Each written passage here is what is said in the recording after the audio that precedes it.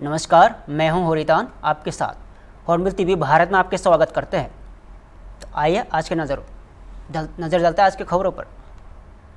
जनपद सीतापुर के एक दिवसीय भ्रमण पर आइए महामंत्री जल शक्ति विभाग, सिंचाई एवं जल संसाधन, बाढ़ नियंत्रण, भारतीय भूमि विकास, लघु सिंचाई, नमामि गंगे एवं ग्रामीण जलापूर्ति विभाग स्वतंत्र देव सिंह ने ग्राम कनरखी एवं ग्राम बंगाली पूर्वा में आयोजित कार्यक्रमों के दौरान गोबर हिया नाले पर रेगुलेटर निर्माण की परियोजनाओं का विधि विधान से भूमि पूजन कर शिलान्यास किया।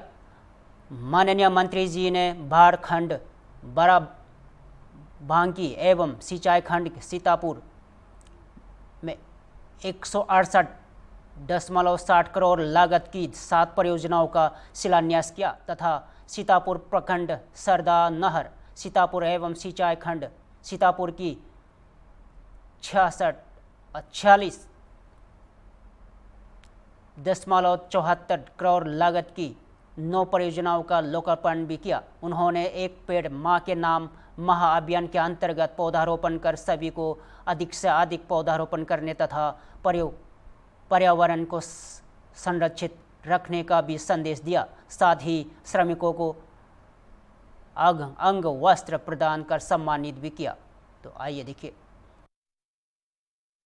कंप्लीट होने के बाद इस जिले में लगभग 10 परियोजनाएं हमारी हैं, 168 करोड़ की है, जिसमें 9 परियोजनाएं हमारी पूर्ण हो चुकी है। लगभग 90%, 80%, यानी बाढ़ जहां आएगा, जहां मेरी परियोजनाएं थी, अब बाढ़ से बच जाएगा। ये भी हमारी परियोजनाएं साल भर में, साल डेढ़ साल में ये परियोजना हमारी बन जाएगी। हमारे लघु सिंचाई के भी यहाँ अधिकारी खड़े हैं और जो ये अधिकारी हमारे बनवा रहे हैं, जिनके कारण पुल आया है। एक अशोक जी बैठे हैं यहाँ पर, हमारे पहले सरदार के चिफ थे, और पीछे वो चश्मा लगाए बैठे हैं, खड़े हैं प्रभाकर जी। ये पुल की पूरी व्यवस्था, पूरी योजना बनाने का काम ये अधिकारियों ने किया है। तो ये संकट भविष्य में न हो, आदरणीय योगी जी ने कहा ज्ञान जी जाकर स्वतंत्र जी को लेकर जाइए और शिलान्यास करवाइए जल्दी, और पुल का जल्दी शुरुआत हो और गांव वालों को कोई कठिनाई न हो। मित्रों, आज हम आपके बीच में आए हैं कि आदरणीय मोदी जी का 11 वर्ष पूरा हुआ है। 11 वर्ष से सरकार चला रही है और ये सीतापुर जनपद नैमिष ऐसे सनातन धर्म, ऐसे लोगों की तपोस्थली है जहां इस देश के लिए, राष्ट्र के लिए कष्ट में भी इस देश और राष्ट्र के लिए खड़े रहते हैं। ऐसी यह भूमि आप सबकी है। मैं सिर झुकाकर आप सबको प्रणाम करता हूं। आप सबका यहाँ के मिट्टी में श्रद्धा है, सेवा है, समर्पण है और अटूट राष्ट्र प्रेम की भावना है। मित्रों, ये ऐसी धरती है, ये कष्ट में भी। यहाँ पे जो 15 करोड़ की लागत से ठोकर बनाई जा रही थी, उस ठोकर में दरार पड़ी, इसके बारे में क्या कहना चाहेंगे आप? वो स्थान देखा था ना जी, कलवापुर के पास 2 नंबर ठोकर है, वहाँ पे दरार। ये अभी सर 15 दिन पहले की बात है। ठोकर में दरार कहाँ पड़ती है सर? दरार पड़ी हुई थी उसमें। और सर एक क्वेश्चन और सर, यहाँ पे लाइट एक बिजली वाला ये गोरखपुर पूर्वांचल के क्षेत्र में जहां एक तरफ महिलाओं की प्रतिभा को नज़रअंदाज कर दिया जाता है, ऐसे ही जगह से निकलकर वैष्णवी सिंह ने ग्रेपलिंग विश्व कप 2025 में मुकाम हासिल किया, जिसका सपना हर युवा वर्ग रेसलिंग के क्षेत्र में देखा है। गोरखपुर पंचायती वार्ड के नाथनगर ऊंचवा निवासी रामाशंकर सिंह की सुपुत्री वैष्णवी सिंह ने ग्रेपलिंग विश्व कप 2025 कजाकिस्तान के अस्ताना के मिलायन एरिना तुरान एवेन्यू 4/2 में आयोजित प्रतियोगिता में प्रतिभा कर दूसरा स्थान प्राप्त किया। वैष्णवी सिंह ने रेसलिंग में अपने देश के लिए बहुत बेहतरीन प्रदर्शन किया और सेकंड पोजीशन पर आकर अपने देश, प्रदेश और वर्ल्ड का नाम ऊंचा किया। वैष्णवी को तथा उनके सभी परिवारजनों को इस जीत की हार्दिक शुभकामनाएं तथा बधाई देते रहे भारत के कोने कोने से देशवासी। आइए सुनिए। क्या दिक्कतें आई और क्या अच्छाइयाँ मिली आपको? दिक्कतें तो ये है जी, हमारे यहाँ जैसे अच्छे कोच हैं लेकिन उतने अनुभवी नहीं हैं जितना बाहर के देशों में है। वहाँ पे सारी चीज़ की फैसिलिटी ज़्यादा रहती है अपने इंडिया के अकॉर्डिंग। बाकी अपने इधर के इंडिया के बहुत हार्ड वर्किंग खिलाड़ी हैं जो धरती से उठ के गए हैं वहाँ तक, तो वैसे कोई इतनी खास दिक्कत नहीं आई है। बाकी अच्छा एक्सपीरियंस रहा मेरा। चलिए ये बताइए कि आपने क्या जीता वहाँ पर? जी, मेरा वहाँ सिल्वर मेडल आया। वहाँ 17 देश पार्टिसिपेट कर रहे थे जिसमें मेरा भारत की तरफ से दूसरा स्थान रहा। दूसरा स्थान। जी। चलिए अच्छा ये बताइए कि अभी आपको कैसा लग रहा है? आप अपनी ज़मीन पे आई हो, वहाँ से जीत करके यहाँ तक पहुँचे हो, क्या कैसा फील कर रहे हो आप? जी, मुझे बहुत अच्छा फील हो रहा है और मेरे जो भी मेरे साथ में हैं, मेरे से जुड़े हुए लोग हैं, इन सभी लोगों की वजह से आज मेरा मेडल आया है। इन सब का श्रेय मैं अपने परिवार और जो मेरे से जुड़े हैं लोग उनको देना चाहती हूँ। गोरखपुर क्षेत्र में आप कुश्ती की क्या संभावनाएं देखती हैं? हाँ, गोरखपुर क्षेत्र में योगी जी बहुत अच्छा काम कर रहे हैं खेल के लिए और आने वाले टाइम में अच्छा करेंगे। इधर रायबरेली जीएसटी विभाग में 57 करोड़ की पकड़ी गई फर्जी कंपनी पर हुई बड़ी कार्रवाई। मुकदमा हुआ दर्ज। दिल्ली की फर्म पर भी कार्रवाई शुरू। करोड़ों की राजस्व की हानि का आरोप। राजधानी इंटरप्राइजेस के नाम से चल रही थी फर्जी कंपनी। दिल्ली की फर्म शिव इंटरप्राइजेस से करोड़ों की हुई सप्लाई। इनपुट टैक्स क्रेडिट भी हुई ट्रांसफ़र। जीएसटी विभाग की सहायक आयुक्त खंड AK रितेश बर्नवाल ने पुलिस को दी लिखित तहरीर। फर्जी ITC बनाई गई फर्म को नोटिस देकर की गई सस्पेंड। सत्यनगर स्थित रमेश चंद्र ने अपने पैन कार्ड व अन्य आवश्यक दस्तावेज लगाकर पोर्टल पर की थी अप्लाई। जीएसटी विभाग द्वारा फर्जी कंपनियों पर लगातार चलाया जा रहा है अभियान। तो आइए देखिए। देखिए, जीएसटी विभाग की तरफ से एक FIR पंजीकृत कराया गया है जिसपे कि ये मामला संज्ञान में आया था कि एक जो है फर्जी फर्म को रजिस्टर किया गया था और उस पे फर्म को रजिस्टर करके जब ये लोग मौके पे वहाँ पे जांच करने के लिए गए थे तो वहाँ कोई ऐसी व्यापारिक गतिविधि नहीं मिली उनको। और जब उन्होंने जो प्रपत्र थे उनके पास में उनकी जांच की थी तो उसमें कई बोगस ITC को ट्रांसफ़र किया गया था जीएसटी के, और जिससे कि काफ़ी कई करोड़ों का लेन देन है उसमें, और जिसमें कि कुछ फर्मों में जो है ये ट्रांसफ़र किया गया था जिस पर कि FIR पंजीकृत किया गया है। और जो भी तथ्य उन्होंने जो भी दस्तावेज दिए हैं उसको जांच करा करके और आगे की इसमें जो विधि कार्रवाई है वो कराई जा रही है। फिरोजाबाद थाना नरखी के बचगांव में हुई मानवता को शर्मसार कर देने वाली घटना।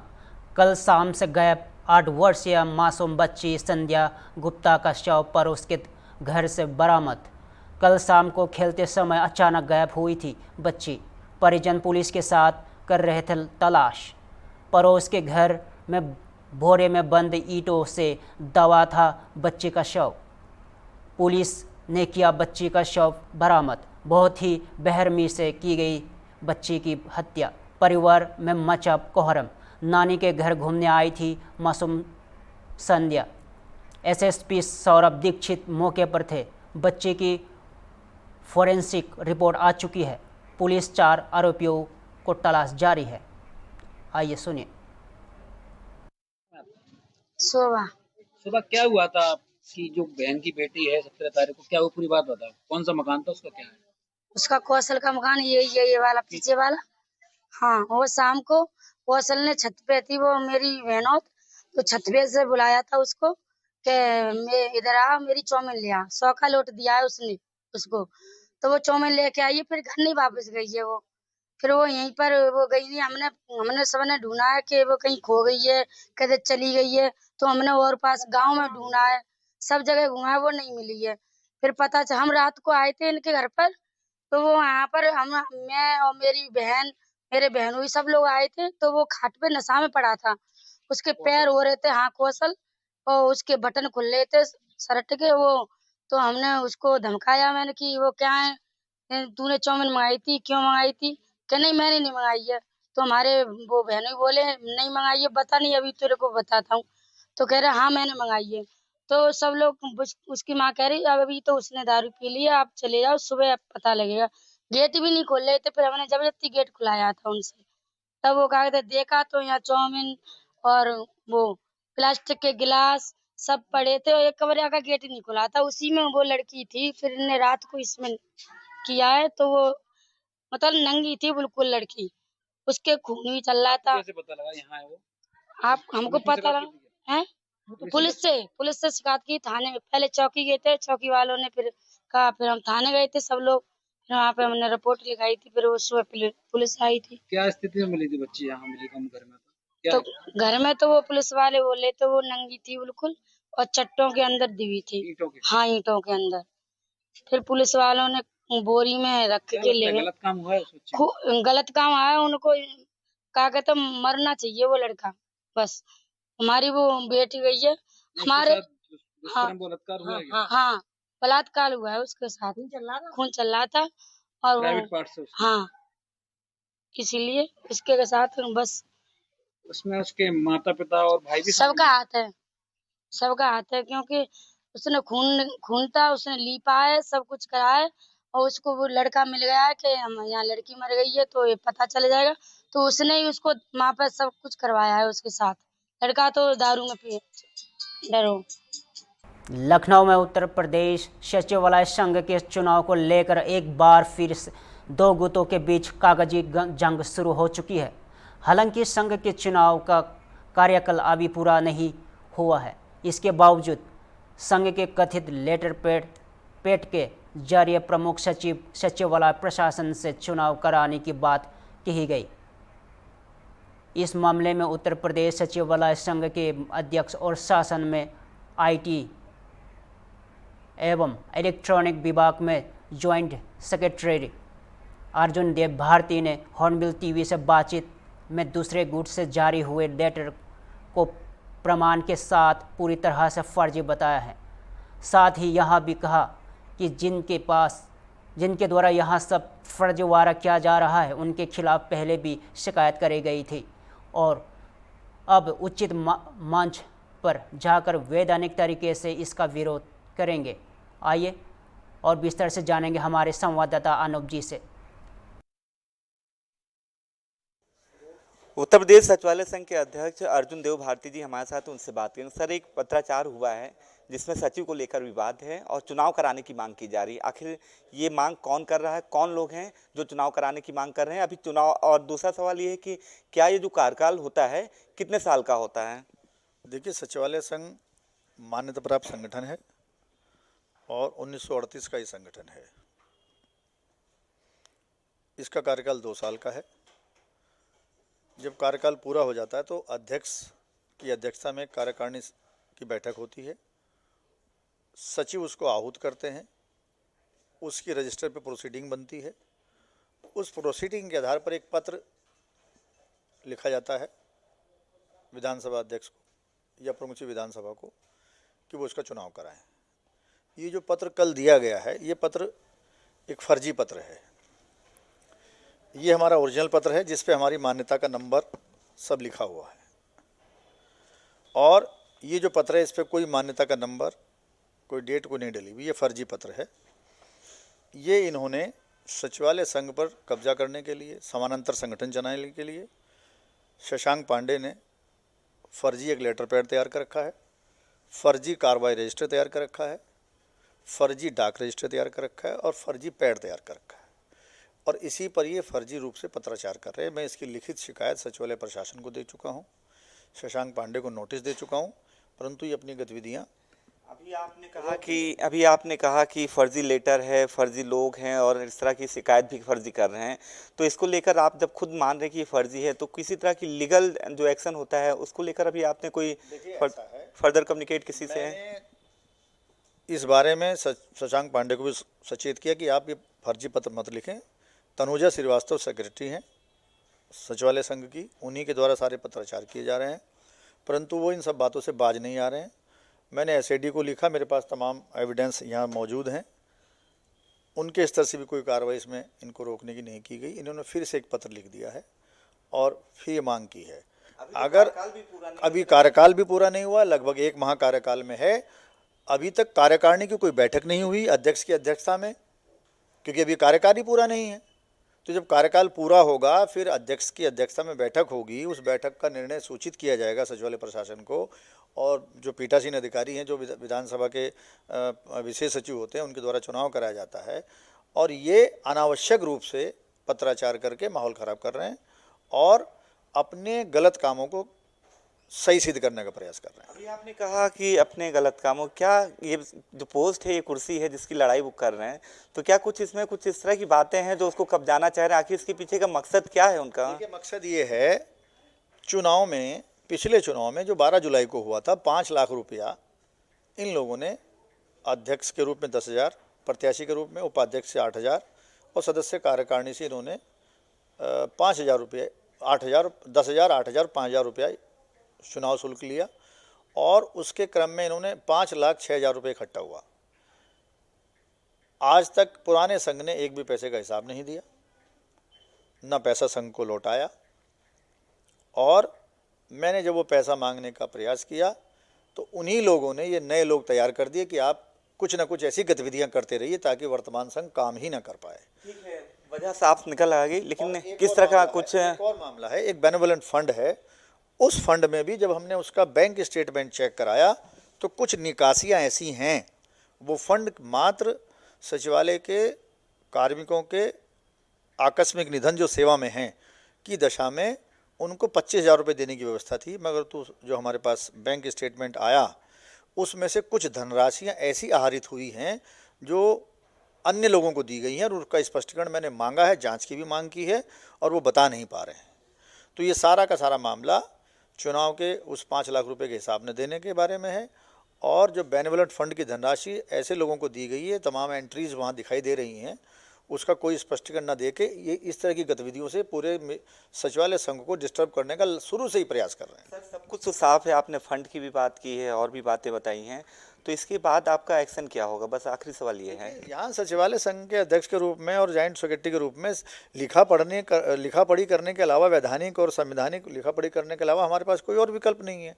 ये कोई ज़मीन जायदाद की लड़ाई तो है नहीं, ये तो नियम और कायदे कानून की लड़ाई है। तो हम सचिवालय संघ के संविधान और नियम के हिसाब से लड़ रहे हैं। आज ही हम फिर से लिखेंगे प्रमुख सचिवालय प्रशासन को कि ये पत्र फर्जी हैं, इन पे ना कोई नंबर है ना मान्यता है इनकी। इन्होंने ये कूट रचना करके, जालसाजी करके, समानांतर संगठन चलाने के लिए, सचिवालय को, संघ को डिफंक्ट करने के लिए फर्जी कार्रवाई रजिस्टर तैयार कर रखा है, फर्जी डाक रजिस्टर तैयार कर रखा है, और संघ को डिफंक्ट करने के लिए फर्जीवाड़ा कर रहे हैं। इनके खिलाफ कार्रवाई होनी चाहिए और इनके किसी भी पत्र का संज्ञान न लें। ठीक है, आप अर्जुन देव भारती जी हैं, जिनका साफ कहना है कि जो पत्राचार हुआ है वो लेटर ही फर्जी है। और एक बात उन्होंने कही कि जो फर्जी लेटर जारी हुआ उसको लेकर एक उचित जो प्लेटफॉर्म है, संवैधानिक तरीके से जो बात है उसको उचित प्लेटफॉर्म पे ले जाकर वहाँ पे अपनी शिकायत दर्ज कराएंगे। वीडियो जर्नलिस्ट विजय के साथ अनूप चौधरी, हॉर्नबिल टीवी, लखनऊ। उत्तर प्रदेश के डीजीपी राजीव कृष्ण का अचानक आरटीसी दौरा लखनऊ पुलिस लाइन में स्थित ट्रेनिंग सेंटर पहुंचे। डीजीपी राजीव कृष्ण 60,244 पदों पर चयनित सिपाहियों की ट्रेनिंग का जायजा लेने डीजीपी ट्रेनिंग सेंटर पहुंचे। ट्रेनिंग कर रहे रिक्रूट्स से डीजीपी ने खुद ही मुलाकात किया और रिक्रूट्स से डीजीपी ने लिया फीडबैक। ट्रेनिंग सेंटर पर मौजूद रहने, खाने, वहाँ ट्रेनिंग की व्यवस्थाओं पर अफसर से ली जानकारी।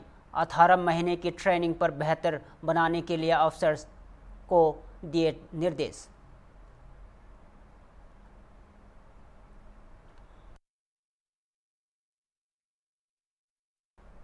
उत्तर प्रदेश में बिजली की समस्या को लेकर आम आदमी पार्टी ने किया विरोध प्रदर्शन। लखनऊ के स्वस्थ भवन चौराहे पर आम आदमी पार्टी ने किया प्रदर्शन को देखते हुए भारी पुलिस फोर्स तैनात की गई। आम आदमी पार्टी के प्रवक्ता वंशराज दुबे ने उत्तर प्रदेश सरकार पर लगाए गंभीर आरोप। उत्तर प्रदेश में बिजली की समस्या से जनता जूझ रही है। ग्रामीण शहरों को छोड़कर शहरों का भी बुरा हाल है। कई घंटे तक बिजली नहीं आती है। सरकार के द्वारा दावा किया गया था कि 24 घंटे जनता को बिजली मिलेगी, लेकिन सरकार के द्वारा अब बिजली के दाम भी बढ़ाया जा रहा है। बिजली के दाम बढ़ने से जनता को समस्याओं का सामना करना पड़ेगा। योगी सरकार दावे बड़े बड़े करती है, काम कुछ नहीं करती। तो आइए सुनिए। आज बिजली कटौती को लेकर आम आदमी पार्टी प्रदर्शन कर रही है। हमारी मांग है कि लगातार जिस तरीके से पूरे उत्तर प्रदेश में बिजली कटौती हो रही है, जनता परेशान है, युवा परेशान है, छात्र परेशान है, महिलाएं परेशान है, बुजुर्ग परेशान है, जो बीमार पेशेंट है वो भी परेशान है। लेकिन सरकार लगातार बिजली के दामों में बढ़ोतरी का नोटिफिकेशन जारी कर रही है, बिजली कटौती कर रही है। हमारी मांग है इस बिजली कटौती को रोके, नहीं तो सड़कों में संघर्ष हमारा जारी रहेगा। इंकलाब जिंदाबाद।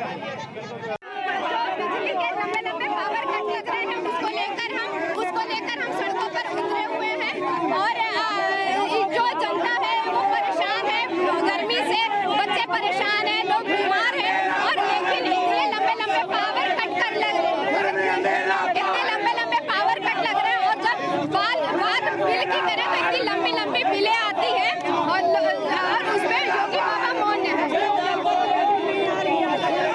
सप्लाई को लेकर जो लगातार 24 घंटे बिजली सप्लाई का वादा था सरकार का, लेकिन आज बहुत लंबे पावर कट पूरे उत्तर प्रदेश के अंदर लग रहे हैं। आम आदमी पार्टी की मांग है कि बिजली सप्लाई की व्यवस्था को ठीक की जाए और जो सरकार 13 रुपए प्रति यूनिट बिजली का दाम बढ़ाने जा रही है, उस पर निश्चित तौर पे हम सरकार से सवाल करने का काम कर रहे हैं।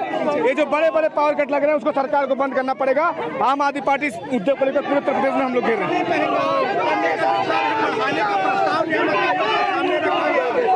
हर उस फैसले का आम आदमी पार्टी विरोध करती है जो जनता के विरोध में है। आप एक तरफ पूरे उत्तर प्रदेश को गर्मी में झुलसा रहे हैं, दूसरी तरफ आपने 13 रुपए प्रति यूनिट बिजली का दाम बढ़ा दिया।